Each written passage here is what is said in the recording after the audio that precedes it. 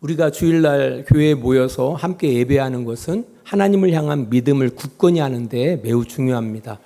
예배는 단순히 모이는 것을 넘어서 우리의 소속감을 높이고요. 우리의 신앙인의 정체성을 분명하게 합니다. 우리가 침례나 세례 받는 것, 내가 기독교인이라는 하나의 표시거든요. 주일날 예배 드리는 것도 마찬가지입니다. 또 뿐 아니라 이 예배를 통해서 우리는 신앙의 가르침을 배울 뿐만 아니라 우리 다음 세대에게 신앙을 전달할 수가 있는 겁니다. 더 중요한 것은 하나님을 경험하게 되어지고 하나님과의 관계를 더욱 깊게 하는 통로가 된다라는 겁니다. 하지만 이 종교적인 이 본질 있잖아요. 우리 이게 종교적인 이 의식의 본질이 있는데 이 본질에서 벗어나 너무 형식에만 치우치게 되면 어떤 형식주의나 종교적인 위선 아니면은 맹목적인 종교적 집착으로 변질될 수가 있습니다. 사실 제가 항상 고민하는 게 이것이거든요. 너무 우리 한국 교회는 모임이 많아요. 보통 교회들은 10번의 모임을 갖습니다. 우리 교회는 한 3번 정도 모임을 갖는 것 같습니다. 그 3번도 힘들어하죠, 우리 성도들은. 저는 가끔 가다가 참 대단하다. 다른 교회 성도들을 바라보면 대단하다라고 생각되어집니다. 우리는 3번도 힘든데 대단하다고 생각합니다. 근데 문제는 뭐냐면요. 그 본질에서 벗어나게 되어지면은 오히려 도움이 안 될 수가 있습니다. 형식주의에 빠지고요. 유선에 빠집니다. 심지어는 종교적인 집착으로 변질될 수가 있다라는 겁니다. 기도도 마찬가지입니다. 기도도 그래요. 우리가 꾸준하게 기도하는 것 중요합니다. 그걸 습관하는 것도 중요합니다. 그러나 기도의 목적을 분명하게 해야 돼요. 우리가 얻고자 하는 것을 위해서 기도해요. 그렇죠? 하지만 기도의 진정한 목적은 우리가 얻고자 하는 것을 얻는 수단이 아닙니다. 기도는 하나님과의 관계를 더 깊게 하는 수단이 되어줘야 하는 겁니다. 우리 지난 시간에 우리는 그 위기 가운데 하나님 앞에 간절히 기도해서 응답을 받았던 히스기야 왕의 기도 이야기를 나누어 보았습니다. 강대국 아수르의 침략에 절대절명의 위기에 몰렸을 때 히스기야는 오직 하나님께 부르짖습니다. 그래서 놀라운 승리를 경험합니다. 또한 죽을 병이 걸려 생명이 위태로웠을 때 하나님 앞에 또 간절히 기도함을 통해서 병 고침을 받고 15년 생명 연장의 약속을 받습니다. 이처럼 히스기야는 하나님과의 깊은 관계 속에서 겸손하게 하나님의 은혜를 구했던 왕이었습니다. 하지만 오늘 우리가 살펴보고자 하는 내용을 바라보면은 이전의 히스기야 왕의 다른 모습을 마주하게 됩니다. 무엇으로도 갚을 수 없었던 하나님의 은혜를 받았던 히스기야가 마음이 교만하여져서 실수하는 모습을 보게 된다라는 겁니다. 이 모습을 통해서 우리가 교훈을 얻는 귀하고 복된 시간이 되어지기를 축원합니다. 유다가 강대국 아수르의 침략을 물리쳤으나 히스기야는 병이 듭니다. 그죠? 이 소식을 신흥국 바벨론이 이 소문을 듣게 되어집니다. 바벨론 왕은 히스기야의 병문안을 핑계 삼아 유다를 영탐하고자 사절단을 보냅니다. 우리 열왕기하 20장 13절입니다. 그때 발라단의 아들 바벨론의 왕 브로닥 발라단이 히스기야가 병들었다 함을 듣고 편지와 예물을 그에게 보낸지라. 그 바벨론 왕의 사절단이 도착했을 때 히스기야의 병은 나은 상태였습니다. 아수르를 물리쳤고요. 그의 죽을 병도 나음을 입었습니다. 이게 큰 위기를 2번이나 극복한 상태인지라 아마 어떤 마음이었을까라고 할 때 아마 날아갈 것 같은 그런 기분이었을 겁니다. 근데 이제 이 사건을 여호와 하나님께서는 이제 이 히스기야가 아수르를 물리치고 또 죽을 병에서 나음을 입고 그런 가운데 바벨론의 왕의 사절단을 만나게 되어지는 이 상황을 통해서 히스기야의 마음이 어떠한지를 알고 싶어 했습니다. 역대하 32장 31절입니다. 같이 읽습니다. 그러나 바벨론 방백들이 히스기야에게 사신을 보내어 그 땅에 나타난 이적을 물으려 왔을 때에 하나님이 히스기야를 시험하사 그 마음에 있는 것을 다 알고자 하사 그를 떠나셨더라라고 이야기하고 있습니다. 그러니까 그 얘기는 바로 뭐냐면 이제까지 하나님께서는 히스기야 왕과 깊은 관계 가운데 있었던 것으로 보입니다. 하나님께서 계속 간섭하셨던 것 같아요. 그것을 아는 것이 아수르가 유다를 침입했을 때에도 하나님의 선지자 누가 이사야가 와서 하나님의 말씀을 전해주거든요. 또한 그 히스기야 왕이 병들어 죽게 되었을 때에도 하나님의 선지자 그 이사야가 와서 또 말씀하십니다. 이렇게 이 히스기야가 어떤 일이 있을 때마다 하나님의 사자가 와서 간섭하셨던 거예요. 그런데 이때에는 하나님이 떠나가십니다. 그를 떠나셨더라. 하나님이 간섭하지 않습니다. 하나님이 간섭하지 않는 가운데에서 히스기야가 어떻게 행동하는지를 하나님이 알고자 했던 것으로 보입니다. 진짜 신앙은 이거예요.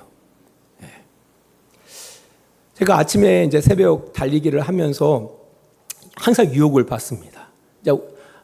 거의 한 4km 정도를 뛰고 한 1km 정도를 걷다 보니까 피곤하죠. 피곤한 가운데에서 이제 집에 이제 가기 위해서 신호등이 2개를 갖다가 건너야 돼요. 근데 그 시간에 하나는 신호등이 켜 있어요. 하나는 이제 전멸등이고요. 근데 거기서 항상 유혹을 받습니다. 진짜 차도 안 오고요. 사람도 없어요. 누가 보는 사람도 없어요. 근데 이때 전멸기가 어떻게 빨간색을 가리키고 있는 거예요. 내가 그냥 지나갈 것이냐 아니면은 신호를 지킬 것이냐. 늘 그 유혹이 있어요. 지금 2주째 그 유혹을 받고 있어요. 그 유혹에서 진 적도 있습니다. 에이, 아무도 안 보이는데 그냥 탁 지나갈 때도 있어요. 근데 그때마다 그런 생각이 들어가는 거예요. 아무도 안 보니까. 근데 윗분이 보는 것 같아요. 그래서 멈춰요. 그리고 멈추고, 근데 멈추면 왜 이렇게 늦게 이 전멸되는 거예요? 이렇게 빨간불이 계속 있는 거예요. 몸은 지쳐 있는데 빨리 집에 가서 샤워를 하고 싶은데, 이제 그럼에도 불구하고 신호를 지켜서 넘어갈 때 기분이 좋아요. 내가 이겼어. 이 유혹을 이겼어. 아무도 안 볼 때 내가 어떤 행동을 하느냐, 이게 참 중요한 거예요. 진짜 신앙은 거기서 드러난다라는 거예요. 에이, 목사님, 그거 아무것도 아닌데. 아무것도 아닌 것이 아닙니다. 내가 지난주에 길바닥에다 침을 뱉는 것을 우리 셋째 딸이 보고 또 책망을 하는 거예요. 내가 옛날에 한번 책망을 들었거든요. 아니, 목에 막 가래가 있어서 틱 했는 그 순간에 또 그걸 보고서 얼마나 책망하든지 안 보겠지. 내 딸이 봤어요. 아무튼 하나님께서 알고 싶었던 거예요. 과연 이 상황에서 히스기야는 어떤 행동을 어떤 행동을 하는지 누가 하나님께서 보고자 했다라는 겁니다. 히스기야는 어떻게 행동했을까? 열왕기하 20장 13절입니다. 히스기야가 사자들의 말을 듣고 자기 보물고의 금은과 향품과 보배로운 기름과 그의 궁기고와 창고의 모든 것을 다 사자들에게 보였는데 왕궁과 그의 나라 안에 있는 모든 것 중에서 히스기야가 그에게 보이지 아니한 것이 없더라라고 이야기하고 있습니다. 모든 것을 다 보였다라는 거예요. 이게 무슨 의미냐라고 할 때 자기 자랑에 매몰되었다라는 거예요. 이 일을 역대하 32장 25절은 이렇게 기록하고 있습니다. 히스기야가 마음이 교만하여 그 받은 은혜를 보답하지 아니하므로 진노가 그와 유다와 예루살렘에 내리게 되었으니라고 이야기하고 있습니다. 그의 마음이 뭐였다고요? 교만하여 그 받은 은혜를 보답하지 아니하고라고 기록하고 있습니다. 그러니까 아수르의 침략을 물리친 것도, 그가 죽을 병에서 나은 것도 모든 것이 하나님의 은혜 아닙니까? 당연히 하나님을 자랑하고 하나님께 감사해야죠.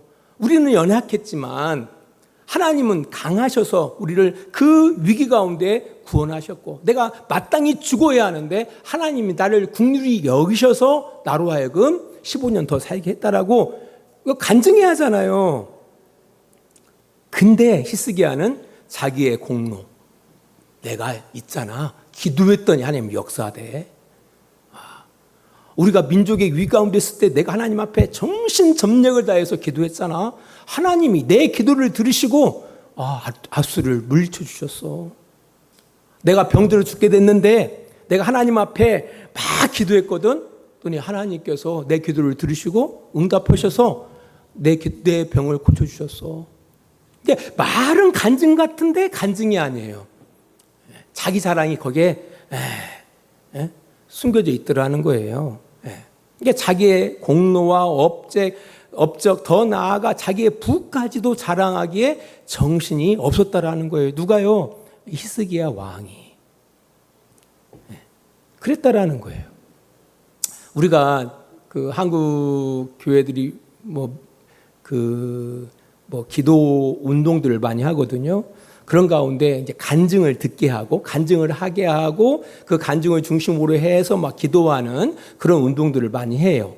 근데 간증을 이렇게 듣다 보면은 이게 간증인지, 그러니까 하나님께 감사하고 하나님께 찬양하는 것인지 아니면 자기를 자랑하는 것인지 애매모호할 때가 많이 있거든요. 안 그런가요? 그러니까 우리가 이 간증을 잘해야 돼요. 잘못하면은요, 간증이 자기 자랑으로 간다는 거 아닙니까? 아무튼 이 일을 이 역대기에서는 어떻게 평가하고 있냐면은 마음이 교만했다라고 평가하고 있다라는 겁니다. 유대 문헌 미드라시가 있어요. 그 유대 문헌 미드야스에서는 히스기야의 이 행동에 대해서 어떻게 이야기하고 있냐면은 하나님께만 속한 영광을 인간에게 보여줌으로 하나님의 영광을 가로챈 것으로 해석하고 있더라는 거예요. 하나님께 속한 영광을 인간에게 보여줌으로 하나님의 영광을 가로챈 것이다.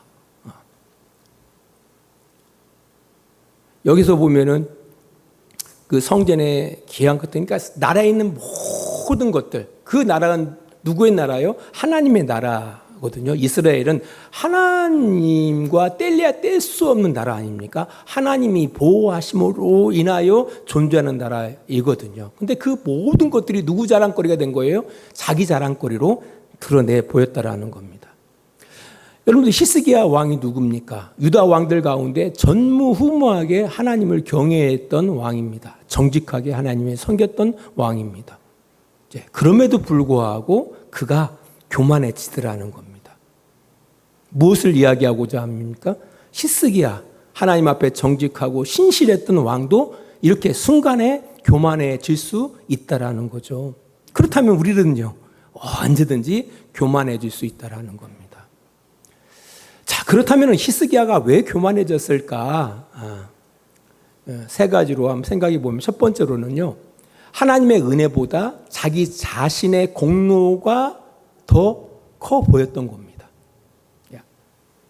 하나님의 은혜보다 자기 자신의 공로가 더 커 보였던 거예요.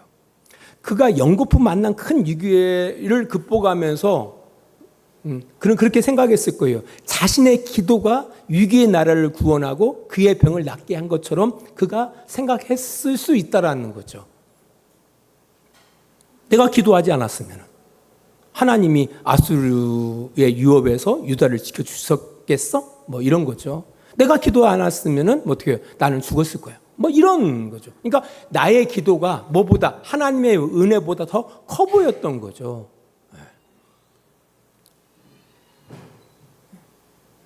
근데 이런 모습은요, 그 히스기야 왕이 병들어 죽게 됐을 때 하나님 앞에 그 어떤 자기의 조건을 들어서 기도하잖아요. 내가 하나님 앞에 신실하게 행한 것을 기억하옵소서. 내가 하나님 앞에 정직하게 행한 것을 기억하옵소서. 그러니까 자기가 행했던 것들이 다 뭐가 되는 거예요? 자기 공로가 되는 거죠. 자기 의가 됐다라는 거죠. 이런 모습을 통해서 그랬구나. 그러니까 하나님의 은혜보다 자기의 공로가 더 커 보였기 때문에 교만해졌다라는 거죠. 이게 사실 한국 교회에 이런 부분들이 많잖아요. 목사님들이 언제 큰 실수에 빠지냐면요, 은퇴할 때 실수에 빠집니다. 은퇴할 때. 내가 이 교회를 어떻게 키웠는데. 이게 말은 이게 다 하나님의 은혜입니다라고 고백하면서도 정작 뭐가 자기의 공로가 더 커 보이는 거예요. 그러다 보니까 교만해져서 실수를 하는 거예요. 성도들에게 덕을 끼치지 못하는 거예요. 저도 뭐 그럴 것도 없지만 참 조심해야 할 부분이라는 겁니다. 두 번째로는요, 자신이 뭐라로 된 것처럼 그런 위치에 놓이게 될 때 교만하게 되어져요. 지금 바벨론 사절단이 먼 곳에서 자기에게 찾아와요. 병문하게 하기 위해서 찾아옵니다. 왜 찾아왔을까? 그 당시에 이 아수르는요, 강대국이에요. 강대국. 그 지중해 지역에서 가장 강한 나라가 아수르였던 거예요. 근데 그 아수르를 유다가 이긴 거예요. 그러다 보니까 신흥 국가였던 바벨론 입장에서는 친하게 지내야죠. 누구하고? 유다하고. 유다가 그 아수르를 이긴 거 아닙니까? 이게 친하게 지내기 위해서 왕이 병들었다는 소식을 듣고 병문안 온 거예요. 이건 뇌물이죠. 어떻게 바라보면은. 근데 그 상황 속에서 누구는 히스기야 왕은 우쭐거린 거예요. 우쭐. 별것도 없는 나라인데, 사실 하나님이 빠져나가시면 아무것도 아닌 나라인데 하나님이 함께 하셔서 아수르를 이기고 그가 병에서 노임을 받았는데, 아무튼 그런 모든 것들은 생각하지 않고 자신을 위해서 자신이 뭐라도 된 것처럼 누군가가 와서 이렇게 엎드려서 막 하니까 우쭐한 마음이 있었던 거예요. 그래서 교만해진 겁니다. 우리 한국교회가 그렇지 않습니까?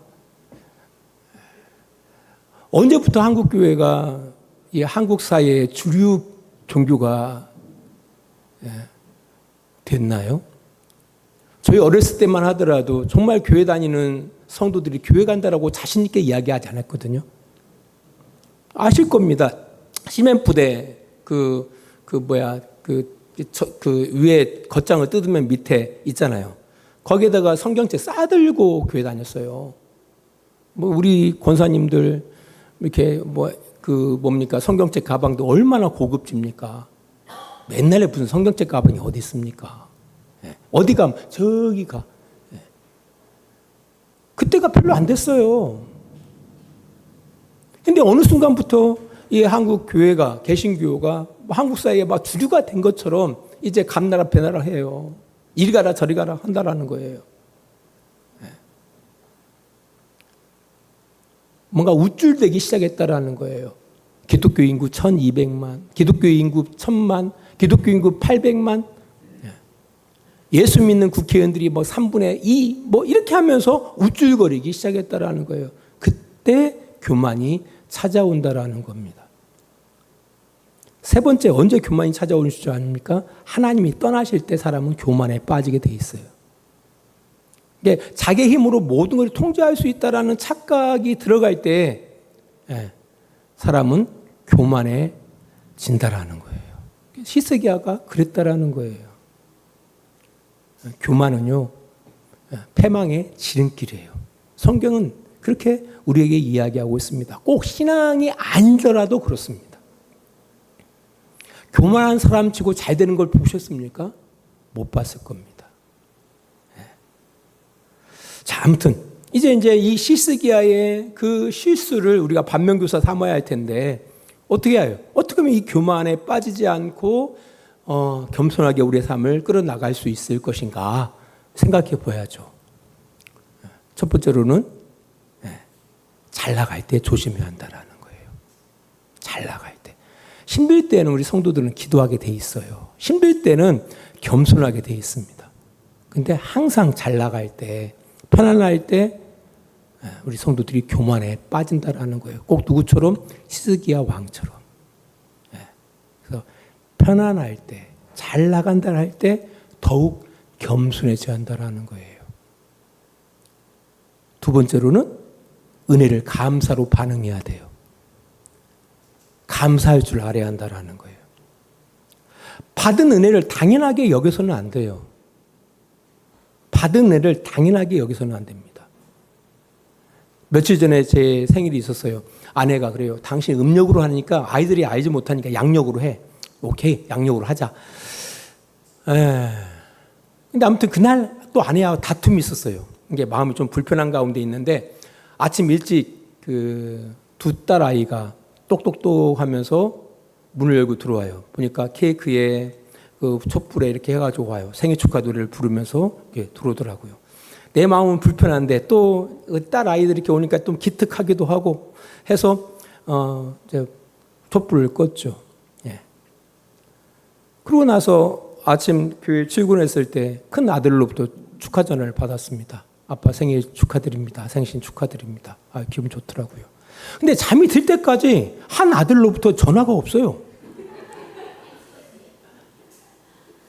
아니, 기다리고 있는데 전화가 안 와. 누가 선물 사달라겠어요? 전화를 해줘야 하잖아요. 네. 그래서 섭섭하고 있었는데, 혹시 전화 왔나? 하고 이제 전화기를 열어보니까 부재중 전화 이렇게 두 통이 찍혀 있더라고요. 그러고 나서 잠자기 직전에 이제 둘째 아이한테 전화가 오더라고요. 생신 축하한다고. 그래서 고맙다 하고 전화를 끊었습니다. 뭐 별것도 아니에요. 근데 중요한 건 부모의 마음이 그런 거예요. 자신들이 있게 된 그 근원 대신 그 분의 생신을 축하한다라는 거, 나를 인정해 준다는 거 아닙니까? 뭐 엄청 대단한 거 해주지 않아도 돼요. 단지 축하합니다. 생신 축하드려요, 아버지. 그 말 한마디가 내 마음에 내가 이 아이들을 잘 켰구나. 이 아이들 내가 아버지지. 그런 어떤 보람들이 느껴지는 거예요.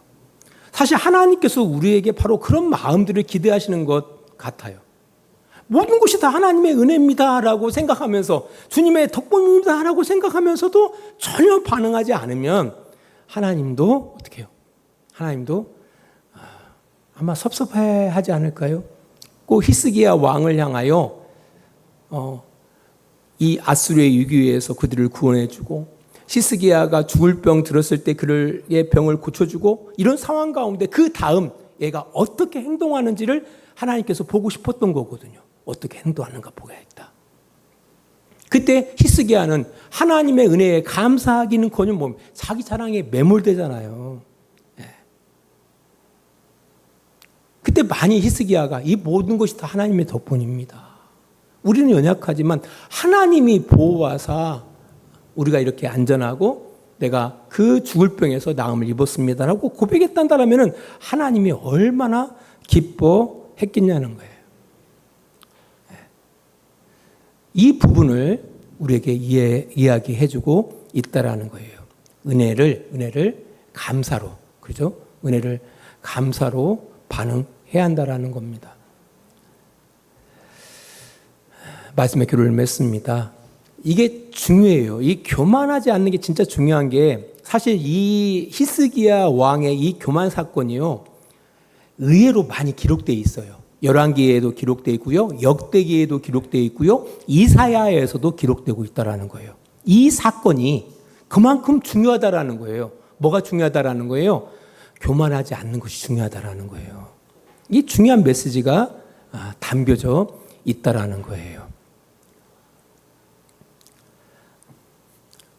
우리 히스기야 왕의 교만을 통해서 우리 자신들을 좀 돌아보는 계기가 됐으면 좋겠습니다. 사실 우리가 살아가는 모든 것들이 은혜이거든요. 곰곰이 생각해 보세요. 은혜입니다. 제가 대학원 다닐 때 좀 힘들게 대학원을 다녔거든요. 너무 힘들어서 기도방으로 이제 대학원에 기도방이 있어요. 동굴처럼 기도 동굴로 들어가서 기도하다 보면은 막 맨 처음엔 기도할 때 그러죠. 막 짜증을 내죠. 하나님 책임져 주신다고 해가지고 여기까지 왔는데 책임져 주시는 건 하나도 없고 하면서 막 기도해요. 그러면 한참 기도하다 보면은 마음속에 뭔가 느껴지는 곳이 있어요. 야 이놈아, 그래도 내가 너를 사랑하지 않냐? 너를 사랑하지 않냐? 이런 어떤 나름대로 응답이 있어요. 그러면 그 응답에 막 놓아지고, 응답에 놓아지고 다시 나오고 재충전을 얻고 이렇게 다시금 공부하고 되어지고 그런 과정들을 겪었는데요. 사실 우리가 환경이 좋던지 아니 좋던지 우리는 하나님의 은혜 속에 있습니다. 은혜 속에 있어요. 이것이 잘 느껴지지는 않죠. 네. 그러나 우리가 기도하다 보면은 우리가 힘들고 어려운 상황 가운데 있다 할지라도 하나님의 더 큰 은혜가 그 힘듦을 견디게 한다라는 사실들을 깨닫게 돼요. 네. 그래서 아무튼 간에 하나님의 그 은혜, 하나님의 주권적인 어떤 간섭들을 우리가 소중히 여기면서 항상 그 은혜에 감사하면서 겸손하게 순종하는 것을 배우는 우리 성도들이 됐으면 좋겠습니다. 무엇보다도 우리 성도들의 삶 속에 혹시 성공이나 평안이 찾아올 때 오히려 더 조심하셔야 돼요. 아까 히스기야 왕도 위기 때는 하나님을 의지하죠. 하지만 그가 뭔가 편안해졌을 때, 그죠? 평화기가 왔을 때 오히려 그가 넘어진 모습을 보게 되거든요. 그래서 아무튼 간에 어떻게든지 간에 하나님의 은혜에 감사하면서 늘 겸손하게 하나님을 경외하는 그런 성도의 삶을 꾸려나가도록 노력하시는 여러분들이시기를 바랍니다. 우리 신명기 8장 11절로 14절 말씀을 결론으로 맺겠습니다. 우리 8장 11절로 14절입니다. 내가 오늘 네게 명하는 여호와의 명령과 법도와 규례를 지키지 아니하고 네 하나님 여호와를 잊어버리지 않도록 삼갈지어다. 네가 먹어서 배부르고 아름다운 집을 짓고 거주하게 되며 또 네 소와 양이 번성하며 내 은금이 증식되며 네 소유가 다 풍부하게 될 때에 네 마음이 교만하여 네 하나님 여호와를 잊어버릴까 염려하라. 기도하겠습니다. 사랑과 은혜가 충만하신 하나님 아버지, 오늘 히스기야 왕의 이야기를 통해 우리들의 마음을 깨우쳐 주시니 감사를 드립니다. 우리가 교만치 않도록, 우리가 편안하고 잘 나갈 때 교만에 빠지지 않도록 우리의 삶을 주님께서 단도리 시켜주시기를 원합니다. 우리의 모든 것들이 하나님의 은혜요, 하나님의 주권 가운데 주어지는 하나님의 역사님을 기억하고 감사하면서 겸손하게 하나님을 섬기는 복된 성도의 삶을 꾸려나갈 수 있도록 주님 도와주시옵소서. 예수님 이름으로 기도합니다. 아멘. 하나님 앞에 예배하고 주의 귀한 은혜에 우리가 마땅히 감사하며 그에 합당한 삶을 살아가고자 합니다. 하나님, 우리를 도우셔서 이 땅 가운데 하나님을 경외하며 겸손히 하나님을 섬기는 순종하는 복된 우리들이 되어지기를 원합니다. 또 오늘 이 시간 함께 귀한 식사를 대합니다. 수고한 손길들을 주님께서 기억해 주시기를 원합니다. 우리 성도들도 기분 좋게 맛있게 드시고 건강 유지하게 하시고 그 주어진 건강을 따라 하나님의 기쁨이 되어지는 성도들의 삶이 되게 하여 주시옵소서. 이제는 우리를 사랑하시는 우리 아버지 하나님의 그 크신 사랑하심과 예수 그리스도의 십자가의 은혜하심과 성령의 감화와 감동과 지키시고 인도하심이 시간을 구별하여 주님 앞에 예배하며 하나님의 뜻 안에 살아가기를 원하는 귀한 성도들의 머리 위에와 그들의 가정과 직장과 사업장이 다 되어지기를 예수 그리스도 이름으로 축원하옵나이다. 아멘.